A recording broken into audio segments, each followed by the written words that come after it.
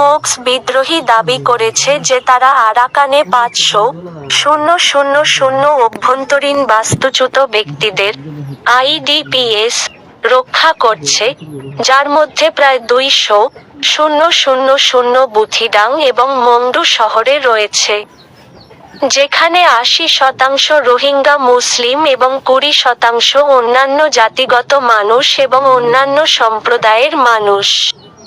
তারা এই জনসংখ্যার চাহিদা মেটাতে আন্তর্জাতিক সাহায্যের আহ্বান জানায়, জাতি বা ধর্ম নির্বিশেষে সকল নাগরিকদের সুরক্ষার প্রতি তাদের প্রতিশ্রুতির উপর জোর দেয়।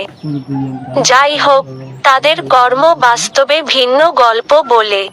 এই মব বিদ্রোহীরা ক্রমাগত ভারী কামান, ড্রোন এবং বোমা দিয়ে মংডুর রোহিঙ্গা গ্রামগুলিকে লক্ষ্য করে চলেছে এবং রোহিঙ্গা গ্রামগুলিকে তাদের যুদ্ধক্ষেত্র হিসাবে ব্যবহার করছে।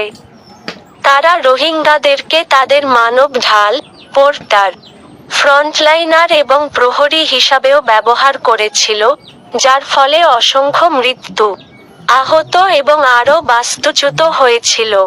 মগের বিদ্রোহীর নাটকীয় দৃশ্য এবং ফটোগ্রাফির পিছনে রয়েছে এক বিশাল বিপর্যয়কর ঘটনা।